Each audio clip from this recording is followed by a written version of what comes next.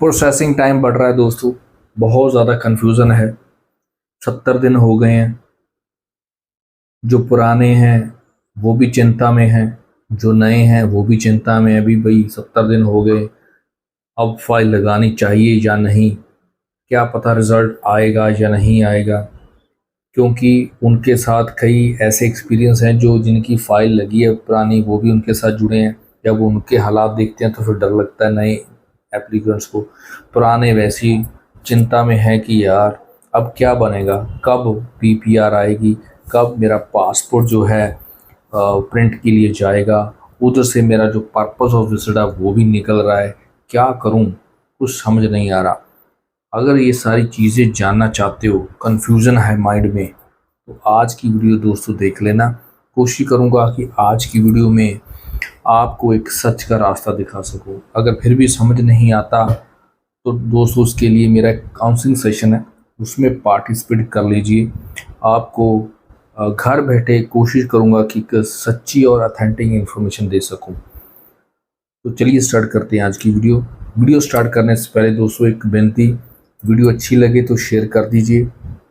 Channel पे नए हैं तो उसको सब्सक्राइब कर दीजिए, थोड़ा सा मोटिवेशन मिलता है। दोस्तों जो प्रोसेसिंग टाइम है कनाडा टूरिस्ट वीज़ा और विजिटर वीज़ा का फिर से बढ़ गया है। 70 दिन, 17 डेज। और कई कमेंट्स के ज़रिए पूछते हैं कि बायोमेट्रिक भी डिले है। दोस्तों देखिए, डिले का कारण पहले भी मैं बता चुका हूँ पिछली वीडियो में, क्योंकि मेरी कोशिश रहती है कि इसी टॉपिक पे बार बार आपको जगा सकूँ। जगाना इसलिए पड़ता है कि कहीं ना कहीं हम फिर कंफ्यूजन में हैं।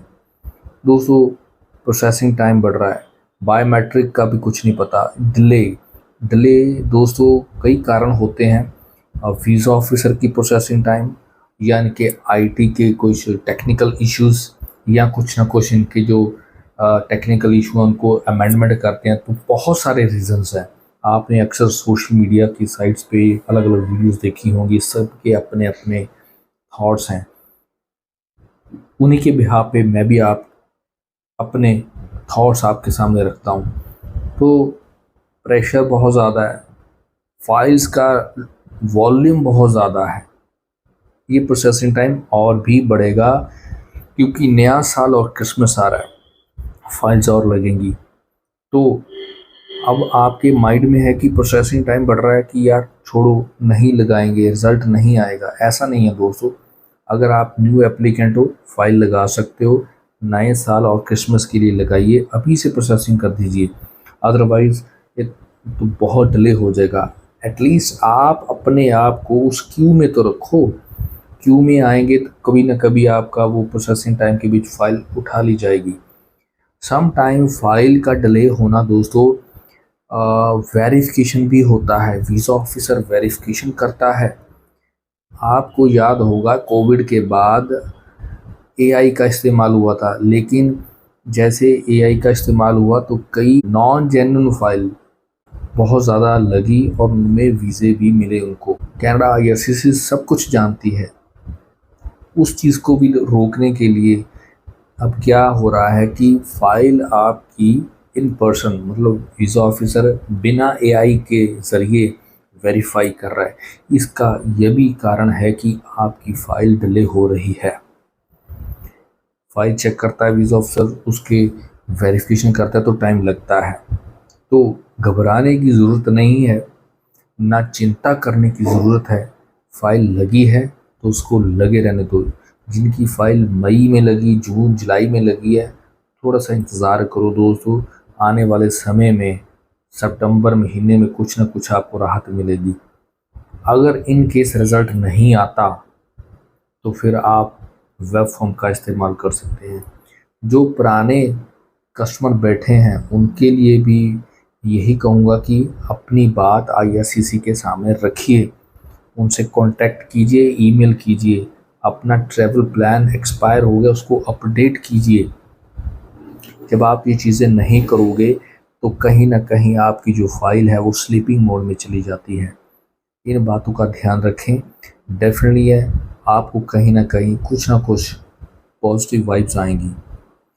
और दोस्तों, और कुछ गाइडेंस लेना चाहते हो या आपकी रिफ्यूज़ल्स आ गई हैं, आपको समझ नहीं आ रहा अब आप क्या करें, कौन सी कंट्री में लगाएं, दोबारा वही कंट्री में लगाएं, तो बहुत सी कन्फ्यूजन्स हैं।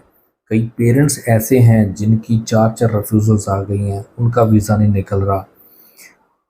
तो ऐसे में बहुत ज़्यादा कन्फ्यूज़न होती है। उसके लिए आप मेरे से डायरेक्ट 1-to-1 काउंसलिंग सेशन में पार्टिसिपेट कर सकते हैं। घर बैठे आपको एक अच्छी जानकारी दूंगा, और अच्छी लगी जानकारी तो आगे मेरे साथ कंटिन्यू कर सकते हो।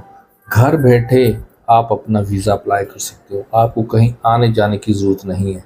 आना है, doors are open for you. अगर इन केस लगता है कि यार location is too very far, बहुत दूर है, तो घर बैठे मेरे साथ कनेक्शन बनाइए, और कोशिश करूँगा कि आपको घर बैठे ही एक सच्ची और ऑथेंटिक इन्फॉर्मेशन दे सकूँ। सब कुछ ट्रांसपेरेंस रहेगा, और जब आप फाइल अप्लाई करेंगे आपसे डिस्कस किया जाएगा। जब आप सेटिस्फाई होगे तब हम फाइल अप्लाई करेंगे। ऐसा कुछ चाहते हो, ऐसी सच्ची इन्फॉर्मेशन चाहते हो, सॉल्यूशन है उसका। नीचे लिखे नंबर पे कॉल करके मेरे एक्सपर्ट से मेरे साथ अपॉइंट फिक्स कर लीजिए। तो मिलते हैं अगली अपडेट तक। Till then, thank you.